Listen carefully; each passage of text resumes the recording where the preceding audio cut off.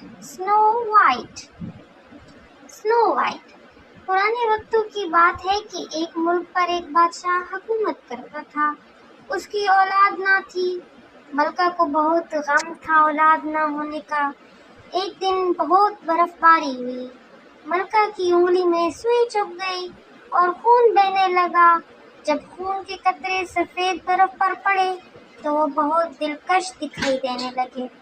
इसकी ख्वाहिश थी कि उसकी बेटी ऐसी हो जिसके होंठ खून की तरह सुर्ख हो और जिल्द बर्फ की तरह सफेद हो और आंखें काली स्याह हों। खुदा ने उसकी ख्वाहिश पूरी की और उसके घर में बेटी पैदा हुई। उसका नाम उसने रखा स्नो वाइट। जल्द ही मलका वफात पा गई। बादशाह ने एक दूसरी औरत से शादी कर ली। ये बहुत खूबसूरत थी मगर खुद पसंद थी, यानी अपने आप को हर किसी से खूबसूरत समझती। वो एक जादुई आईना इस्तेमाल करती थी और उसके सामने खड़े होकर अपनी खूबसूरती के बारे में पूछती। आईना मलका को बताता, तुम सबसे ज्यादा खूबसूरत हो। ऐ मलका, तुम खूबसूरत हो मगर अपनी सौतेली बेटी से कम। वो स्नो वाइट तुमसे ज्यादा खूबसूरत है। खुद पसंद मलका को बहुत नफरत और गुस्सा महसूस हुआ।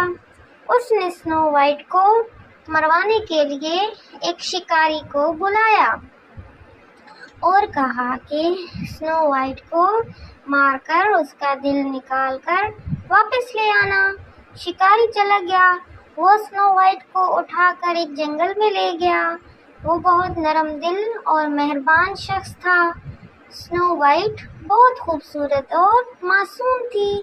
शिकारी उसे मारना नहीं चाहता था। उसने स्नो वाइट से कहा, तुम बहुत दूर भाग जाओ और घर वापस आने का कभी सोचना भी मत। तब उसने एक हिरन मारा और उसका दिल निकाल कर मलका के पास ले गया। उस पर मलका को कोई शक न हुआ और वो मुतमईन हो गई। बेचारी स्नो वाइट भागती रही और ये शाम का वक्त था। वो बहुत थक चुकी थी और उसे बहुत भूख प्यास महसूस हो रही थी। बहुत दूर उसे एक छोटे से घर की रोशनी दिखाई दी। वो उस तरफ चली गई और दरवाजा धकेल कर अंदर दाखिल हो गई। वहाँ जरूरत की हर चीज मौजूद थी और बहुत साफ सुथरी थी। उसने देखा वहाँ 7 छोटी छोटी कुर्सियाँ और मेजें थीं जिन पर 7 छोटी छुरियाँ और कांटे पड़े थे। उसके अलावा 7 छोटे ग्लास और 7 छोटी प्लेटें थीं जो कि ग़िज़ा से भरी हुई थीं। उसने अपनी प्यास बुझाई और हर एक प्लेट में से खाना खाया। इस तरह उसने अपनी भूख मिटाई। तब उसने देखा कि 7 छोटे बिस्तर हैं जिस पर सफ़ेद चादरें बिछी हुई थीं।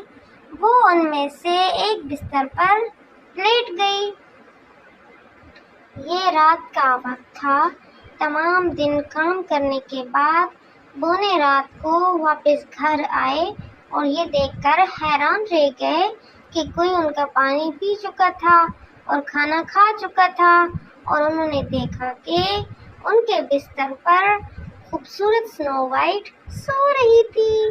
अगले दिन बोनो ने स्नो वाइट की कहानी सुन ली तो उसने उससे कहा कि वो उनके घर में रहे और घर के काम करने में उनकी मदद करे। स्नो वाइट मान गई। वो बहुत खुश थी कि वो अब जालिम मलका से महफूज थी। कभी कभार बोने उसे हदायत दे जाते कि वो किसी अजनबी के लिए दरवाज़ा ना खोले। फिर वो काम के लिए बाहर चले जाते।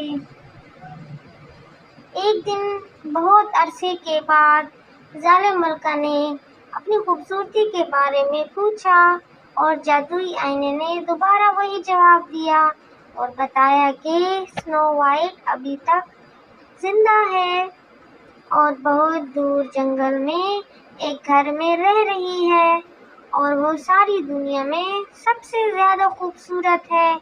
ظالم ملکہ کو بہت غصہ آیا۔ اس نے سنو وائٹ کو مارنے کا ارادہ کیا۔ اس بار وہ خود یہ کام کرنا چاہتی تھی۔ وہ بھیس بدل کر اس کے گھر کے پاس پہنچ گئی جہاں سنو وائٹ رہ رہی تھی۔ ملکہ اپنے ساتھ ایک زہریلا سیب لائی تھی۔ وہ سیب اس نے سنو وائٹ کو دے دیا کیونکہ سنو وائٹ نے ملکہ کو نہیں پہچانا تھا۔ ملکہ جانتی تھی کہ ایک لمحے کے بعد سنو وائٹ سیب کا لقمہ توڑے گی تو وہ زہریلا سیب کھا کر وہ مر جائے گی، اور ایسا ہی ہوا۔ جیسے ہی سنو وائٹ نے سیب کھایا وہ زمین پر گر گئی۔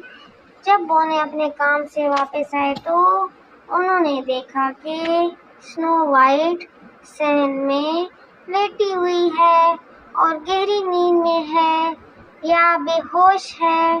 انہوں نے اسے ہوش میں لانے کی بہت کوشش کی مگر وہ ہوش میں نہ آئی۔ تب انہوں نے سوچا کہ سنو وائٹ مر چکی ہے۔ دونوں کو سنو وائٹ کے مرنے کا بہت افسوس ہوا۔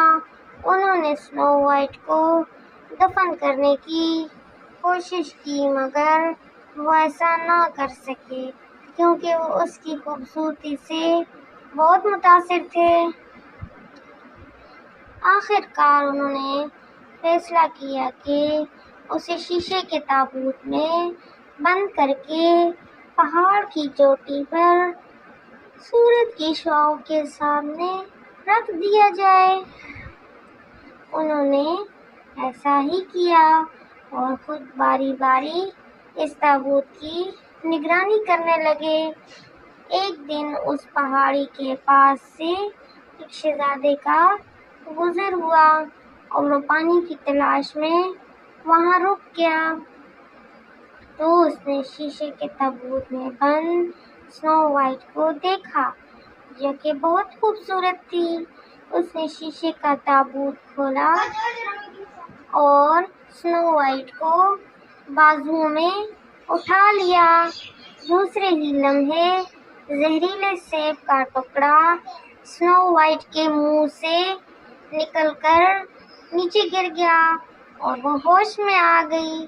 بونے یہ دیکھ کر بہت خوش ہوئے۔